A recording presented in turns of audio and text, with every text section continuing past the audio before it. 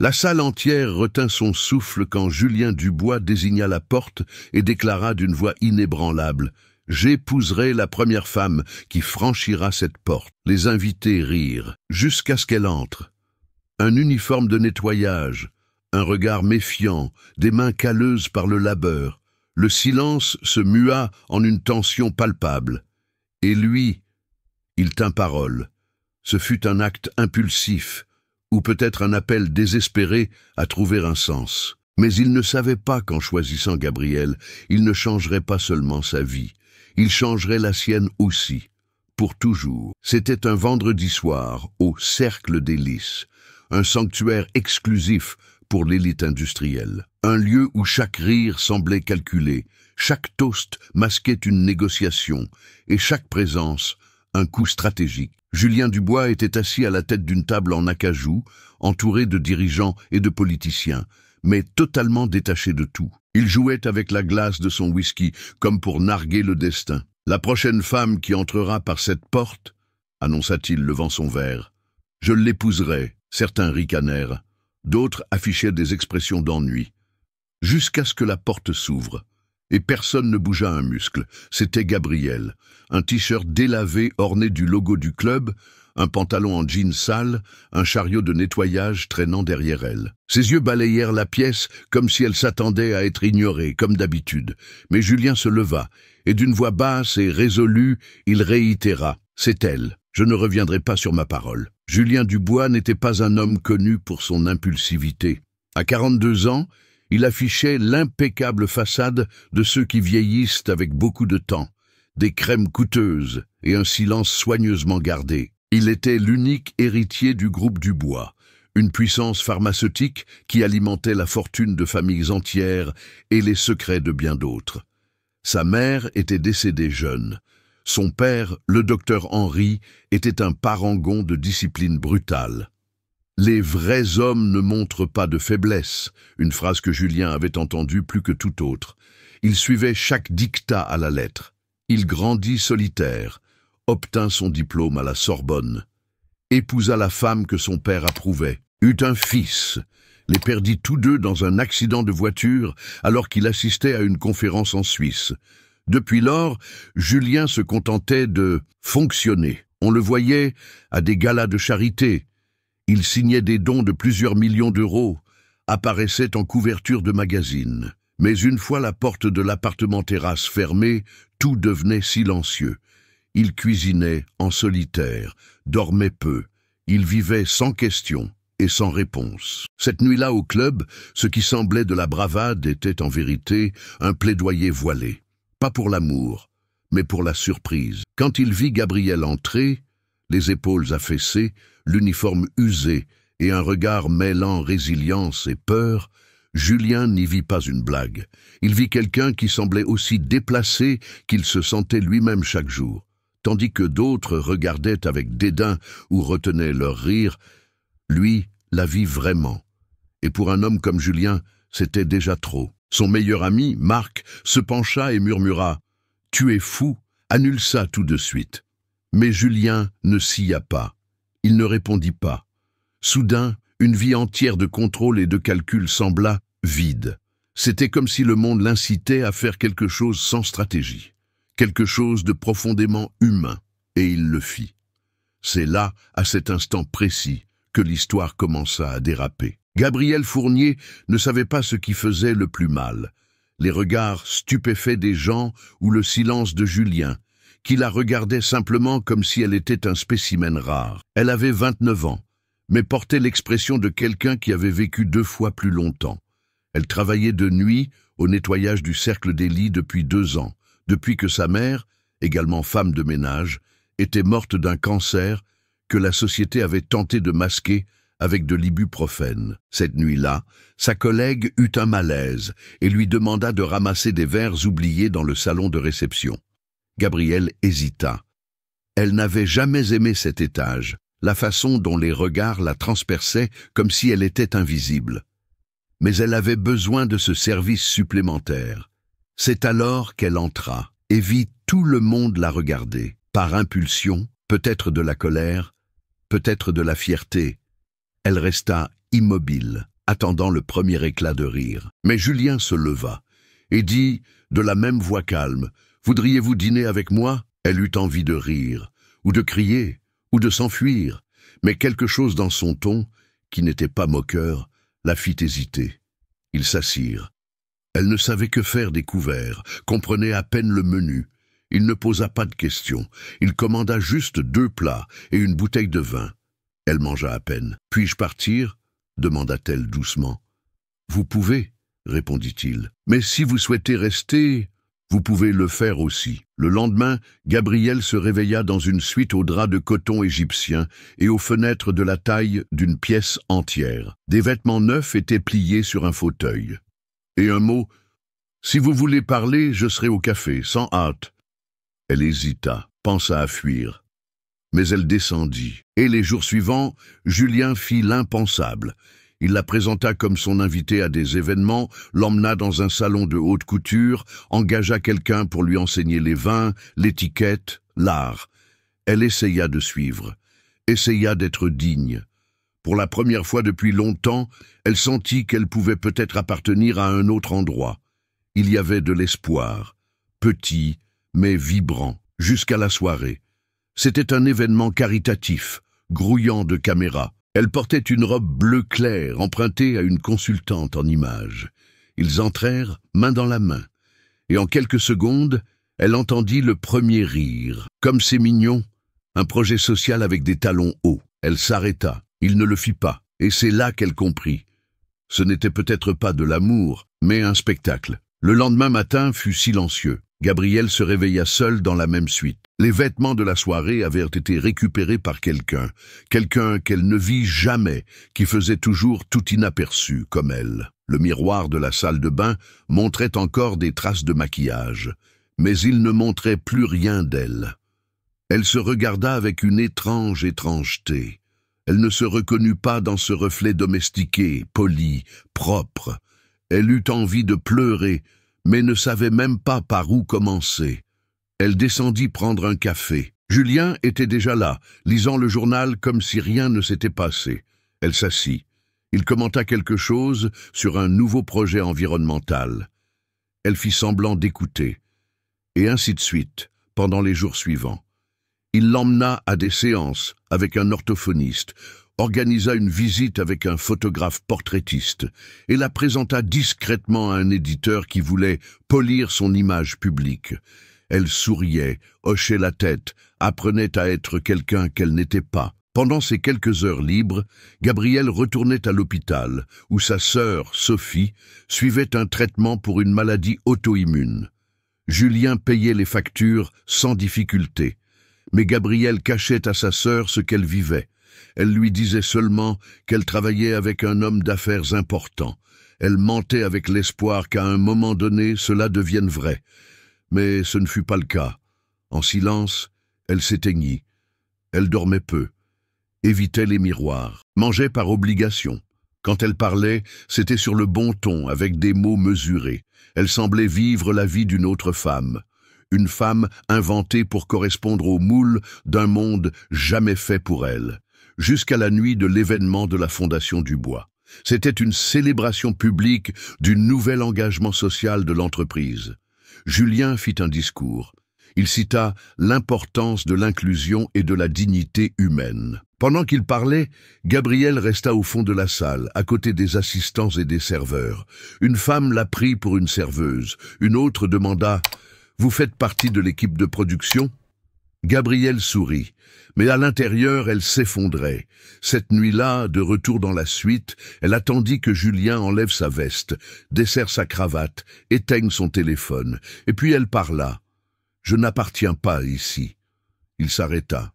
« Bien sûr que si, » dit-il rapidement. « Il te faut juste du temps. » Elle le regarda. Pour la première fois, directement. « Non, Julien, je n'y ai jamais appartenu. » « Et tu le sais. » Il essaya de s'approcher, tenda la main. « Nous ne faisons que commencer. Les choses sont un peu compliquées maintenant, mais... »« Ce n'est pas compliqué, » le coupa-t-elle. « C'est un mensonge. »« Men, tu m'as transformé en un projet, comme si j'étais quelque chose qui avait besoin d'être réparé pour être digne d'être à tes côtés. Mais je ne suis pas une idée. Je suis une personne. Il hésita. Pour la première fois, sans argument. Alors dis-moi, le défia-t-elle, la voix ferme, tremblante. Pourquoi me fais-tu ça? Il ne répondit pas. Elle respira profondément. C'est ce que je pensais. Gabrielle rangea ses simples vêtements restants dans son sac à dos. Elle prit la note avec le nom de l'infirmière de sa sœur et partit, sans cri, sans porte qui claque. Juste le clic silencieux d'une femme qui partait complètement. Le lendemain matin, Julien entra dans la chambre. Elle était vide, les nouveaux vêtements étaient pliés, son téléphone gisait intact sur la table. Aucune note. Il s'assit au bord du lit et resta là, pendant des heures. Le téléphone sonna. Marc voulait savoir pour le dîner d'affaires. Julien ne répondit pas. Cette nuit-là, il se tint sur le balcon. Le ciel était clair. La ville palpitait, indifférente. Et pour la première fois depuis longtemps, il sentit ce que c'était d'être vraiment seul. Avez-vous déjà essayé d'aider quelqu'un et réalisé trop tard que vous essayez de le contrôler? Ou vous êtes-vous déjà tu pour vous adapter à un monde qui ne vous voyait pas vraiment? Si une partie de cette scène a résonné en vous, laissez un « oui » dans les commentaires. C'est le moyen le plus simple pour moi de savoir que vous êtes là, et que cette histoire a du sens pour quelqu'un d'autre que moi. Le lendemain matin, la chambre conservait encore son parfum. Pas un parfum, mais sa présence. Julien traversa l'espace comme s'il cherchait quelque chose qu'il ne pouvait nommer. Et il le trouva. Plié entre les pages d'un livre qu'elle n'avait jamais terminé, l'étranger, curieusement, se trouvait un morceau de papier de cahier avec une écriture petite et hâtive. « Merci de m'avoir vu. Tout le monde ne le fait pas. » Il s'assit, la note entre les mains, et resta là. Ce n'était pas un au revoir, ce n'était pas une demande, c'était juste la vérité. Cette phrase si simple déchira un vieux silence en lui. Pendant des jours, il l'avait traitée comme un projet, mais elle n'avait jamais demandé cela. Gabrielle avait juste besoin d'espace pour être elle-même, et lui, en essayant de la sauver, avait cherché à la modeler. Pourquoi? La réponse vint comme un murmure, parce que lui aussi voulait être sauvé, sauvé du poids d'un nom de famille, du chagrin qu'il n'avait jamais su pleurer, du silence qu'il avait hérité de son père. Cet après-midi-là, Julien quitta l'appartement terrasse et se rendit en voiture dans le quartier où elle habitait auparavant. Il parla à une voisine âgée. La femme de ménage? Oh, travailleuse, discrète, toujours pressée entre le club et l'hôpital de sa sœur. Jamais elle ne s'arrêtait pour demander quoi que ce soit à personne. Il découvrit que Gabrielle lisait beaucoup avant que sa mère ne tombe malade. Qu'elle rêvait d'étudier la littérature. Mais la vie avait tout bouleversé. En rentrant chez lui, Julien s'arrêta dans une librairie. Il acheta 4 livres. Aucun ne parlait d'affaires. Aucun ne parlait de lui. Cette nuit-là, pas de costume, pas de whisky. Juste lui, assis sur le canapé, essayant de se souvenir de qui il était, avant d'oublier comment ressentir. Et c'est là, dans ce petit geste, s'asseoir, écouter son propre silence, que quelque chose commença à changer. Il ne savait pas si cela fonctionnerait, mais pour la première fois, il voulait essayer. Dans les jours qui suivirent, Julien disparut des médias. Il annula des réunions, reporta des engagements, ignora les conseils en relations publiques. Son équipe pensait qu'il était en crise. Et ils avaient raison, mais pas comme il l'imaginait. Le lundi, il se présenta à l'Institut Espoir, un centre d'accueil qui offrait repas et hébergement aux femmes sans abri. Il portait un jean foncé, des baskets simples, une veste ordinaire. Le garde de sécurité hésita. « Avez-vous un rendez-vous, monsieur ?»« Non, mais je voulais savoir si je pouvais aider. » Il fut conduit auprès de la coordinatrice. Elle le regarda comme si elle ne savait pas si c'était un coup de pub. « Savez-vous ce que nous faisons ici ?» demanda-t-elle. « Je commence à comprendre, » répondit-il. Et il resta. Au début, il lava des assiettes, tria des vêtements donnés, organisa des kits d'hygiène. Il resta silencieux. Écouta des histoires. Il rencontra Marie, qui avait été enseignante jusqu'à ce que son mari violent la force à fuir avec ses enfants. Il parla avec Chloé, qui passa 3 ans à vivre dans des refuges après que son père l'ait mise à la porte pour être tombée enceinte. Chaque histoire enlevait une autre pierre du mur qu'il avait construit autour de lui. La nuit, il retournait à l'appartement terrasse. Mais maintenant, il y avait le silence et un but. Personne là-bas ne le traitait comme un héros. Personne ne demandait rien au-delà de sa présence. Et c'est ce qu'il offrait, sa présence. Un jour, entre deux tâches, il vit un livre oublié sur un banc. C'était Les Misérables, vieux, aux pages jaunies. Au dos, griffonné au crayon, se trouvait le nom, Gabriel Fournier. Il tint le livre comme s'il était en verre fragile. Il resta là, immobile, pendant des minutes. Elle était déjà passée par ici, ou avait laissé un morceau d'elle-même. À ce moment-là, ce n'était pas de la nostalgie, c'était quelque chose de plus proche du regret, mais pas celui qui cherche le pardon. C'était celui qui commence à creuser son propre terrain, non pas pour revenir, mais pour construire quelque chose de nouveau. Julien ne savait pas combien de temps s'était écoulé depuis la disparition de Gabriel. 2 semaines, peut-être 3. Le temps, maintenant, ne se mesurait plus en contrat ou en réunion. Il se mesurait en silence. Il continuait d'aller à l'Institut Espoir. 1, 2 fois par semaine, puis tous les jours. Il aidait comme il le pouvait, mais sans le nom, sans le badge, sans l'héritage gravé sur sa poitrine. Certaines femmes le regardaient étrangement, d'autres avec prudence. Peu lui parlaient sincèrement. Et il comprenait, car pendant longtemps, lui non plus n'avait pas su faire confiance. Un après-midi, en cataloguant des vêtements donnés, il entendit une voix familière dans le couloir. Sophie, la sœur de Gabriel, était là, avec la psychologue du centre. Julien se figea. Elle le vit. Il ne savait pas s'il devait parler. Mais c'est elle qui s'approcha. « Vous êtes Julien, n'est-ce pas ?» Il hocha la tête, craignant ce qui allait venir. « Elle n'est pas en colère contre vous. Elle ne l'est pas ?» demanda-t-il, surpris. « Elle est juste fatiguée de s'éteindre. » Sophie haussa les épaules, comme quelqu'un qui comprenait déjà plus de la vie qu'elle ne le devrait. « Elle a dit que vous aviez fait de bonnes choses, mais que vous aviez essayé de les faire de la mauvaise manière. » Julien ne répondit pas, mais ses mots persistèrent. À la fin de cette semaine-là, il s'assit avec la coordinatrice de l'Institut et proposa quelque chose de différent. « Je veux aider avec plus que juste mon temps. Je veux créer un programme de transition. Logement, éducation, santé mentale. Et que voulez-vous en retour ?»« Rien !» Elle sourit avec scepticisme. « Et les journaux? Les caméras ?» « Ils ne sauront rien. Et pourquoi maintenant ?» Il regarda par la fenêtre. « Parce que quelqu'un m'a appris que la présence est plus importante que l'apparence. » Elle acquiesça. Et ensemble, ils commencèrent à concevoir ce qui serait appelé le projet passerelle. Même en le construisant, Julien hésitait. Gabrielle reviendrait-elle? Le pardonnerait-elle un jour? Et si elle ne voulait plus jamais le voir? Mais malgré tout, il continua. Parce que maintenant, pour la première fois, il n'essayait de reconquérir personne. Il essayait de devenir quelqu'un pour qui il valait la peine de rester. Ce mercredi nuageux, Julien marchait dans la cour intérieure de l'Institut Espoir quand son téléphone vibra. Gabriel Fournier appelle. Il s'arrêta. Le monde se tut. Il n'y avait pas de musique, pas de fanfare, juste ce nom à l'écran, si simple et pourtant si impossible. Il répondit, la voix nouée dans la gorge. « Salut !» À l'autre bout, un silence. Puis, la même voix qu'il avait entendue lors de leur premier dîner. « Salut, tout va bien ?»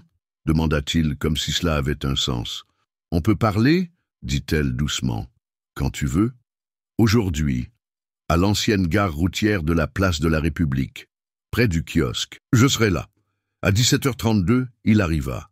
Gabrielle était déjà assise sur un banc en béton sous un arbre aux feuilles sèches. Elle portait un jean, une veste usée, des baskets simples, sans maquillage.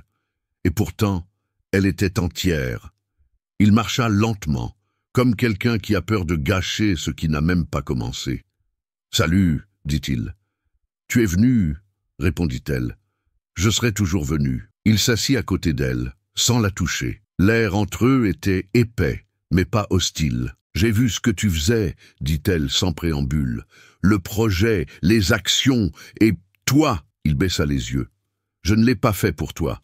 Je veux dire, Au début, oui, mais ensuite j'ai réalisé que je le faisais parce que j'en avais besoin, parce que je voulais changer, même si tu ne m'appelais plus jamais. Elle respira profondément. Quand je suis parti, ce n'était pas seulement de toi, c'était de moi. La version de moi que j'ai laissée naître là, avec des robes chères et des phrases répétées. Il hocha la tête. Je sais, tu devenais quelqu'un pour t'adapter à mon monde. Et moi, j'ai laissé faire. Tu as poussé ça, corrigea-t-elle, mais sans colère.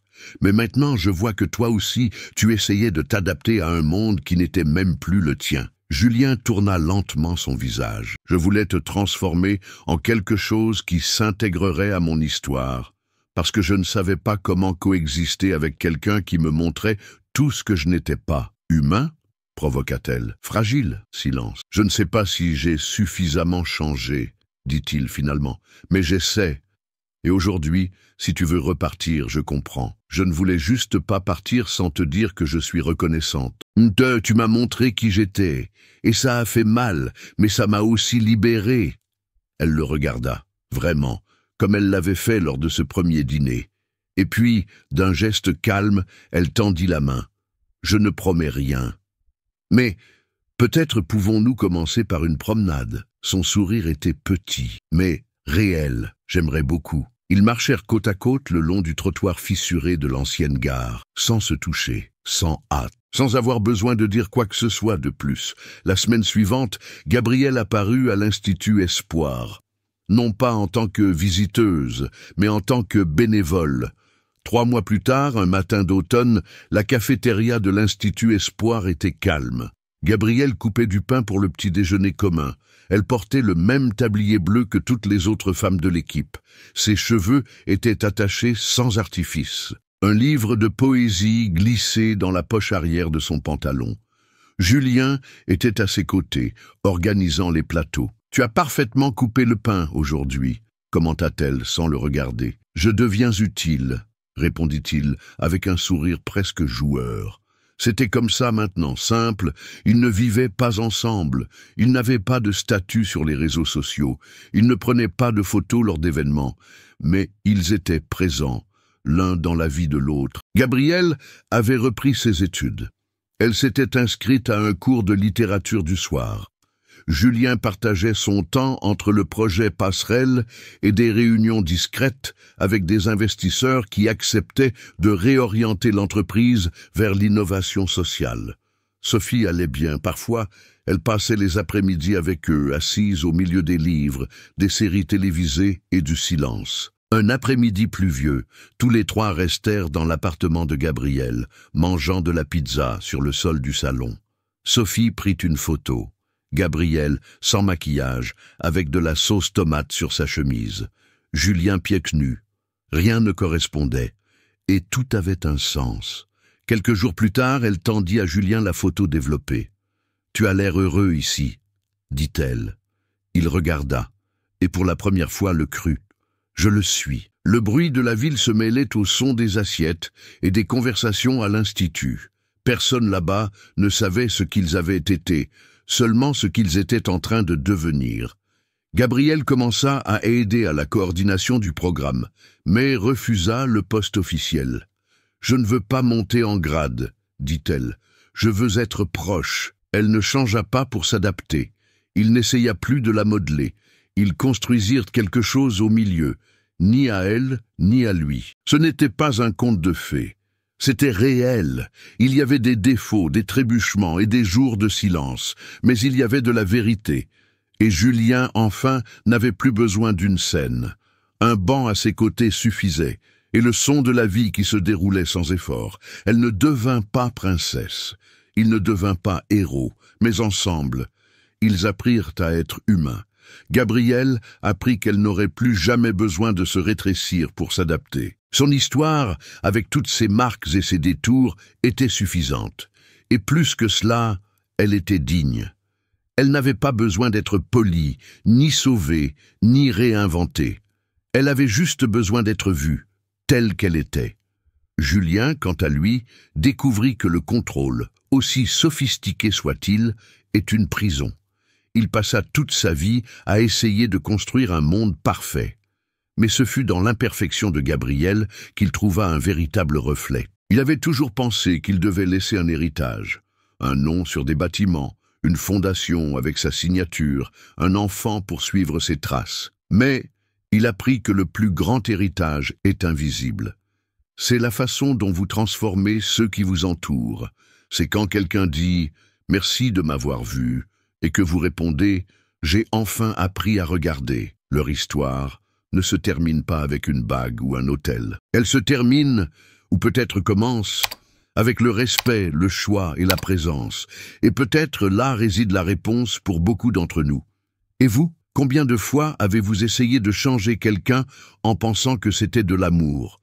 Ou vous êtes-vous déjà demandé si vous étiez digne, simplement en étant vous-même ? Parfois, la guérison ne vient pas de l'acceptation, mais d'être vu profondément par quelqu'un qui ne veut pas vous réparer, seulement vous accompagner. Si cette histoire a touché une partie de votre cœur, laissez un like. Cela nous montre que nous racontons les bonnes histoires aux bonnes personnes. Et commentez ci-dessous de quelle ville vous regardez. Je les lis tous. Et je réponds avec affection à tous ceux qui prennent le temps d'écrire. Si vous croyez au pouvoir de telles histoires, abonnez-vous à la chaîne. Nous ne faisons que commencer, et chaque nouvel abonnement me donne la force de continuer à apporter des histoires vraies, humaines, comme celle-ci.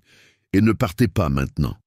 Choisissez l'une des 2 histoires que j'ai laissées à l'écran. Je vous retrouve dans la prochaine vidéo.